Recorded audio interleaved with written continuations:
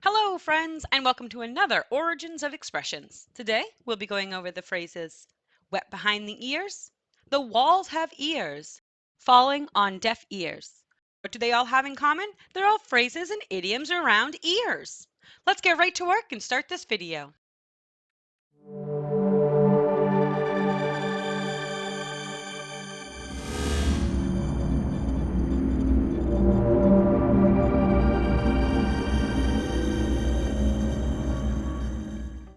Ears, the little organ that never stops working.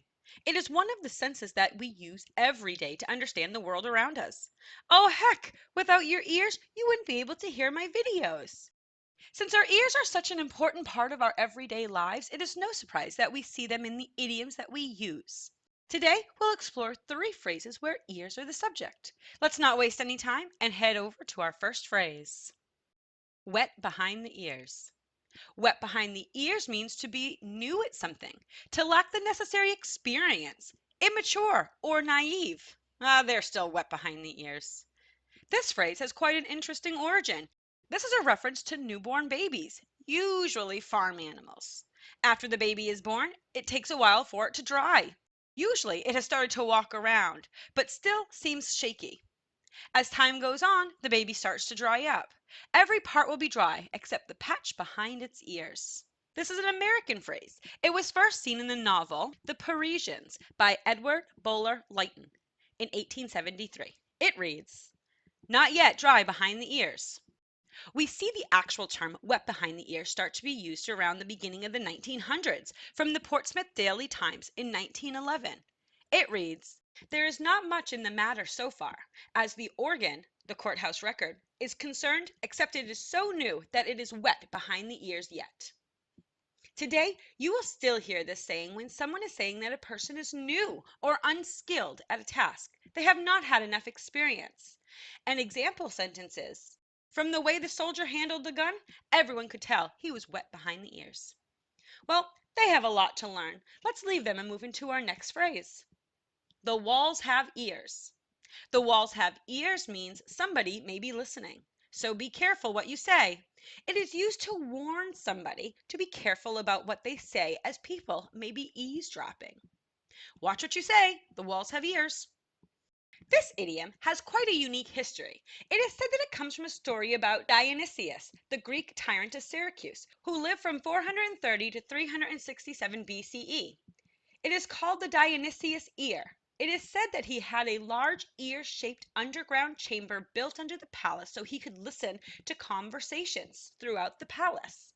In the course of history, other palaces, including the Louvre in Paris and Hastings Castle in England, were said to have such listening posts.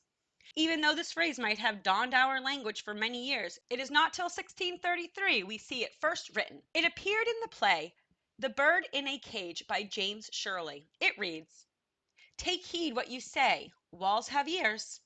Today you will still hear this phrase being used. It is what we say when we need to tell somebody to be careful when you're telling secrets in a crowd, or someone is talking too loud about a sensitive subject.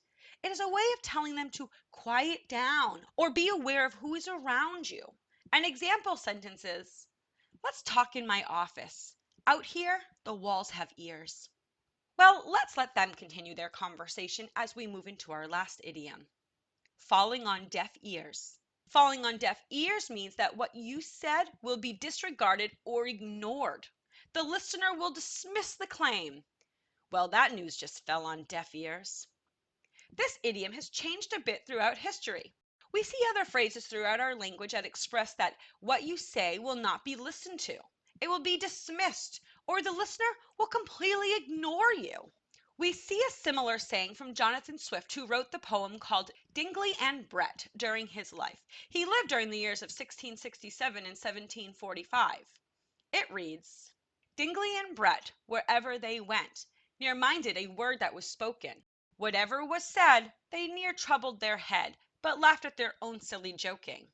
Should Solomon wise in majesty rise, and show them his wit and his learning, they never would hear, but turn the deaf ear, as a matter they had no concern in. You tell a good jest, and please all the rest. Comes Dingley, and asks you, what was it? And curious to know, away she will go to seek an old rag in the closet. The phrase turn a deaf ear stopped being used and it changed to fall on deaf ears during the 1800s. An example is in the early 19th century, an examination of the political economy. John Ray noted that arguments against the conservative character of Adam Smith's Wealth of Nations would fall on deaf ears. Today, we still use the phrase when we feel that someone is not listening or you're being ignored.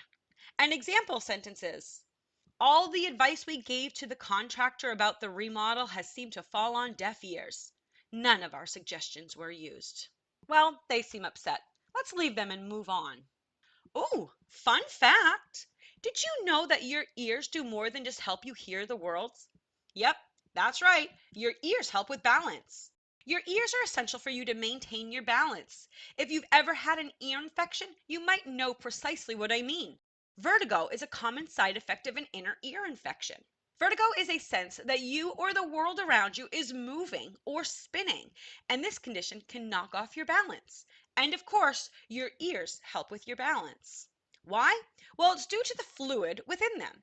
When this fluid moves, it tells our brain just what we're up to and how to compensate in terms of our balance. Wow, ears are complex.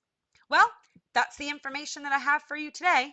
I hope you enjoyed learning about the origins of our idioms and phrases. I would love to have you subscribe if you did. I appreciate everyone who subscribes to the channel. You subscribing to the channel has never fell on deaf ears. I watch and welcome all new subscribers. Oh yeah, quick question before you go. Do you know any idioms or phrases around ears? Maybe you know other idioms or phrases on an entirely different subject. I would love to see them. Leave them in the comments below. And you know, if I use one of the phrases, I'll give you a shout out. Thank you again for watching and subscribing. I really appreciate your support. Until next time, bye!